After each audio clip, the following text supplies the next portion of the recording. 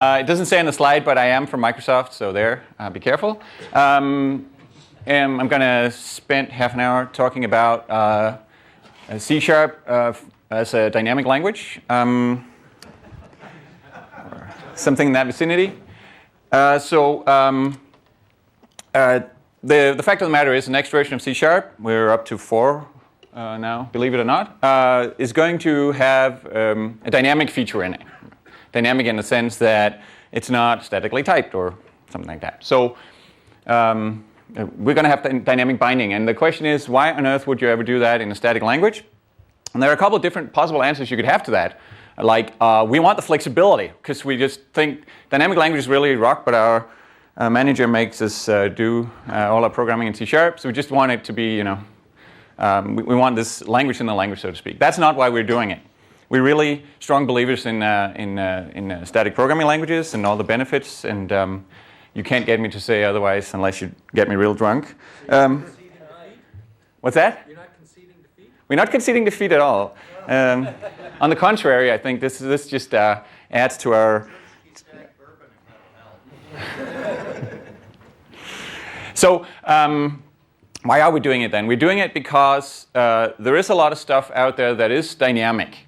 In particular, we have all the irons, Iron Python, Iron Ruby, going out on in the same wave, or already out there on Codeplex. And we want to treat these dynamic languages and others to come, and others that are already there, we want to treat them as first-class citizens. Now, they've done a great job of implementing Python and Ruby on top of .NET, and while keeping the language, integrating really well with everything that's on .NET. So it's really easy to use a .NET library from Python, from Iron Python, for instance. And we feel that we sort of owe them the same thing, right? We owe you the ability, for them to become first-class languages, you should be able to write your library in Python and have it called real easy from C# or VB or one of our languages. So that's one part of it. But on top of just objects from other languages that happen to not have their objects represented in the .NET type system. There are also like more programmatic things out there. People write things that are like objects, that have properties and methods and things like that, but they're not expressed directly in the .NET type system. They're more programmatically expressed. It's almost like there's a meta model hiding in a lot of APIs, and increasingly so. And we want to give you a better experience interacting with that. And sometimes you have objects that are real .NET objects that we ought to be able to understand, but the program doesn't know the type yet because it hasn't been written yet or something like that. And so you just want to interact with those objects dynamically because you can't do it statically. So also we have our old troubled relationship with COM. Plenty of COM objects out there. You can interact with those statically, but sometimes it's preferable to do it dynamically. They don't always have a static interface and so on. The whole sort of, the core of this thing, we couldn't have done this without Jim Huguenin down at the back row. The core of all this stuff is something called a dynamic language runtime.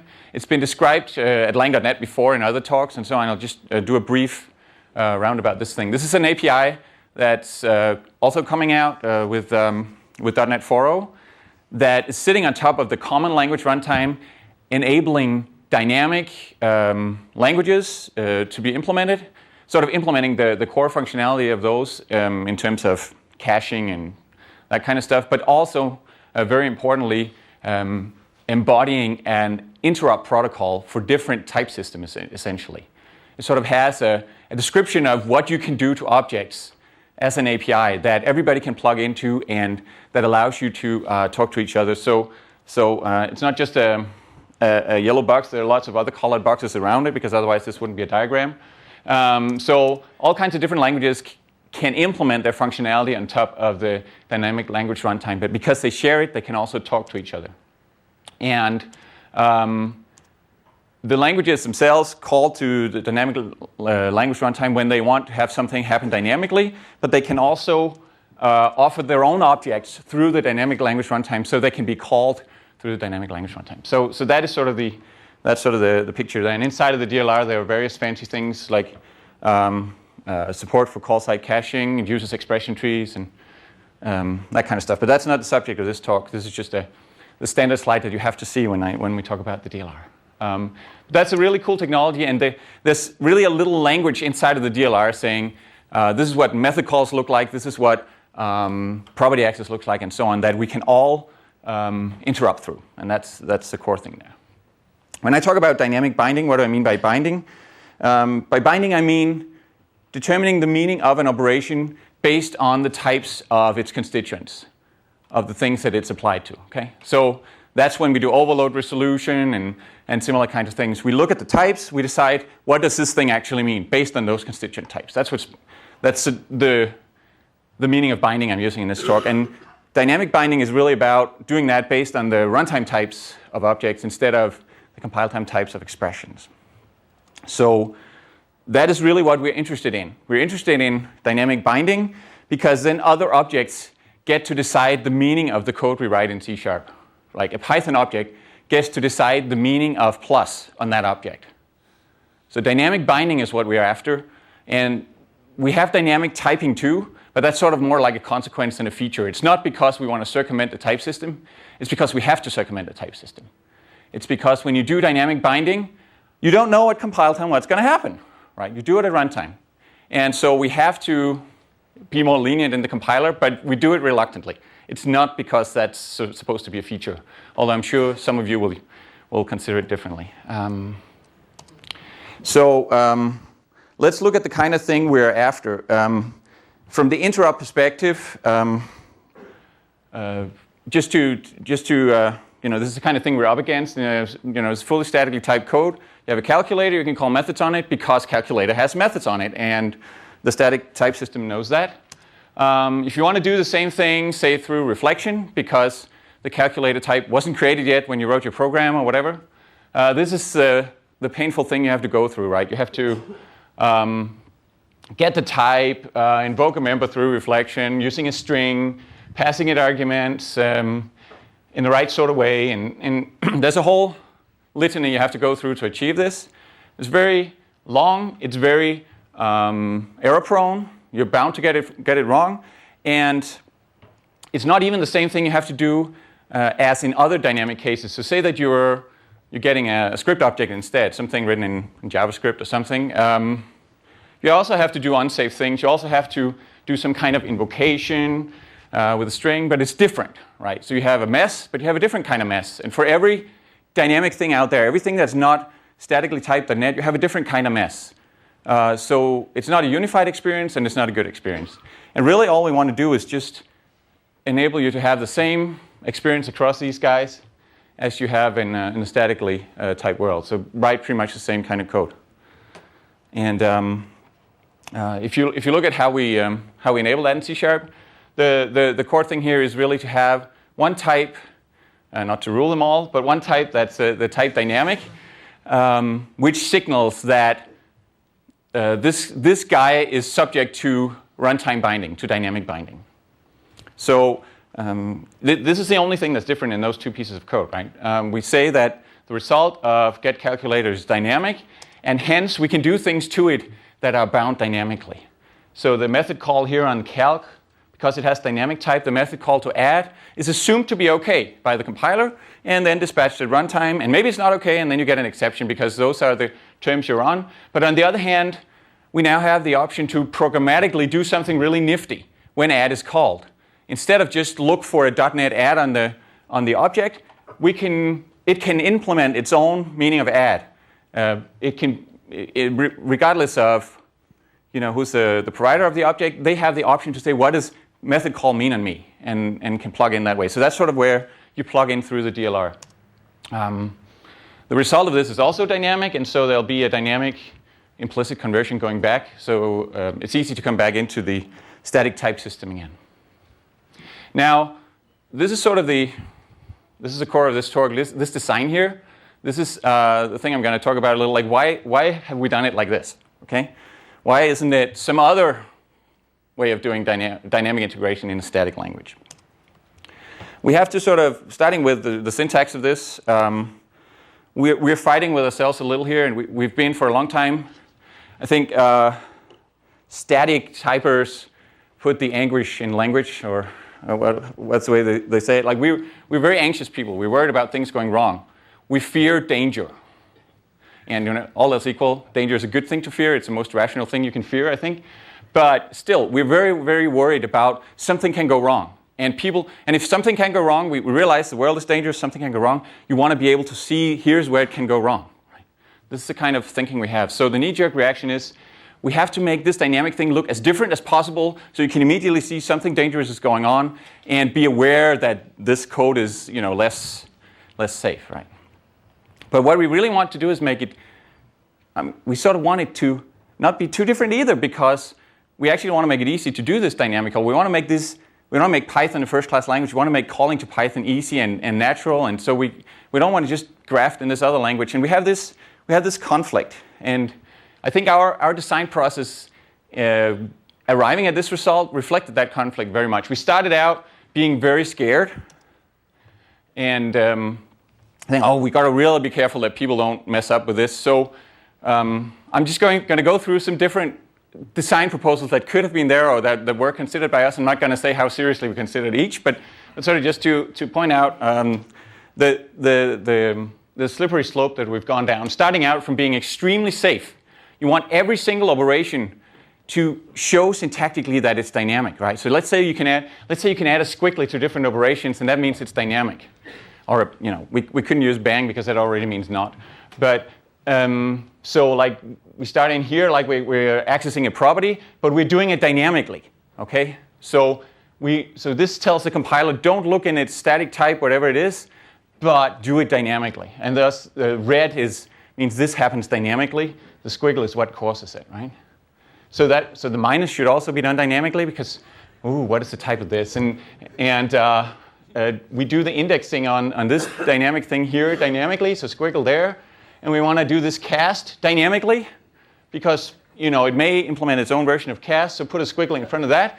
And we sort of instructing it, pinpointing exactly where does the dynamic thing happen, where do we do things differently. And you can it's almost like orthogonal. You can do that to every operation that's ever bound.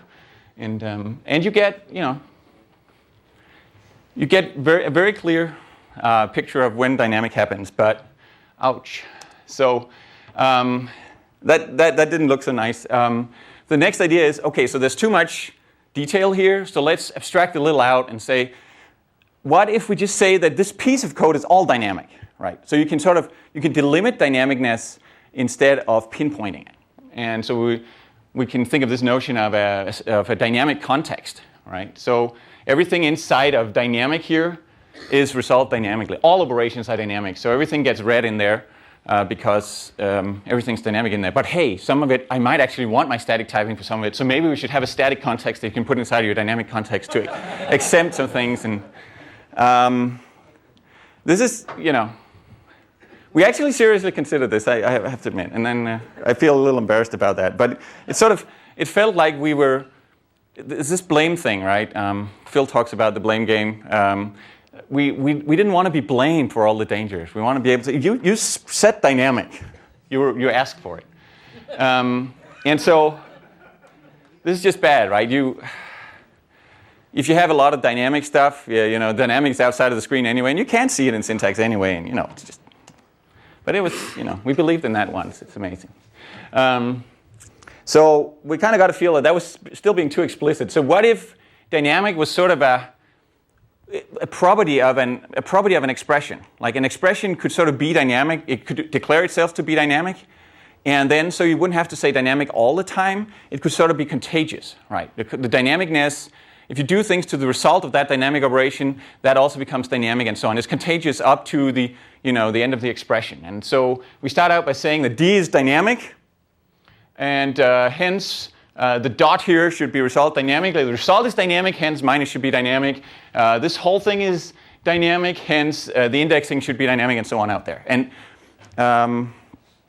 that still seems, you can now see there's something dynamic going on, but it's really hard to reason about what part exactly is dynamic here. There's a dynamic inside of it somewhere. Okay, it's blinking, danger, danger, but it's just not very, it doesn't feel very natural. It's like you have contagious dynamic bit. How do you explain that to people? Okay, so, and how do you factor out a sub-expression? Like, say that I want to factor this one out, and then the rest stops being dynamic because then I need to factor this out in a method that has a type and so on. And so what this really led us to is dynamic is really a type. Dynamic is really caused by a type, right? When you get your dynamic object, you say that it's dynamic. And that means, dang it, do things dynamically with this thing. Okay. So now down here, it suddenly becomes very easy because the dot here is dynamic because D is dynamic. Dynamic propagates because the result is type dynamic and so on. It's very simple to talk about, but there's one thing that's really bad about it. The good thing about it is it looks exactly like you would write it statically. The bad thing is it looks exactly like you would write it statically, right? So this warning sign in the code kind of thing went away. And, we struggled with that, but it's just, what's that? What's the difference between this and the previous slide, except on this slide you've written a happy face, and on the previous slide you wrote a sad face? What's the difference between it? The happy face makes all the difference. What the difference between the two slides? The difference here is that we sort of didn't track dynamic as a type property as such, only almost, because the expression can be dynamic, but there's no type dynamic around, so you can't abstract it out. You can't abstract dynamicness out.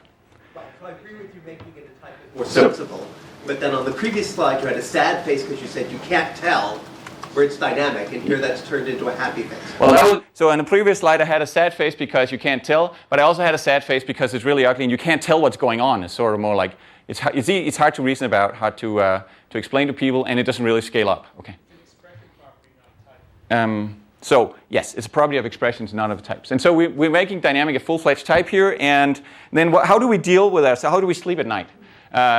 Why is this okay, right? The answer here is several. We sort of came up with a list of excuses when people ask us, and we try to repeat them to ourselves and make ourselves believe in them.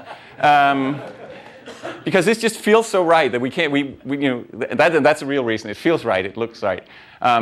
So this whole safety thing is about throwing exceptions. Like binding something dynamically can throw an exception. Okay, but these things can throw exceptions anyway, right? Calling a method can throw an exception anyway, so it's not really like it's a new kind of unsafety. And you already need the types to reason about the meaning of things. They're only different.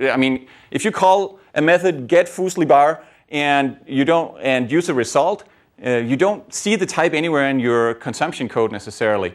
But the meaning of what you do to it still depends on that type. So you still have this. You already have this effect that types you can't see still affect the meaning. This just affects the meaning a little more because part of the meaning is, it happens dynamically. But I think the thing that really that really made us go back to sleep at night is the purpose for this is not to introduce less typed or less safe code. It's to take that very unsafe code I showed you before, that long, error-prone, vastly different scenarios code that you had to write before, and write a small thing that makes sense to you. And yes, it can still throw exceptions at runtime, but you're not likely to make big errors when you write that little line of code. Okay. So it's really replacing very unsafe stuff with less unsafe stuff, and much more beautiful stuff too. And that's when we sort of, okay, that was why. So that's sort of the main line of argument here. And then I just want to go into a few details about the meaning of this stuff. Another thing you can, a few other choices around dynamic. Once you decide it's a type, dynamicness is a type property. You could say that it's an orthogonal property on types. There's foo, the type foo, and then there's dynamic foo. And static foo means call only the statically known methods. Dynamic foo means bind the foo method statically, but everything else dynamically. So kind of a hybrid type system. And I think that makes sense, but it's just too complex. And you rarely need it. Like things are typically either you don't know anything or you know the full thing. And so we went for simplicity here, saying that dynamic is a type. And once anything can be cast dynamic, and once it's dynamic, you bind nothing statically. Everything's bound dynamically. Now, when do you bind dynamically? When does this trigger dynamic binding? I think the sort of standard thing to do in this kind of case is to say the receiver of a method call. If the receiver is dynamic, that means do things dynamically. But hey, if I have a dynamic argument, what do I do then? If something shows up as an argument to a call, there's a D here. how do I get dynamicness to sort of deal with the fact that I don't know this type? And in most dynamic embeddings, you can't, right? You have to decide, okay, it's probably a double. So I'm going to cast it to double and then call the overload of math that sign that actually applies to doubles. But that's not what I want. I want to get the overload that fits my type, whatever it is.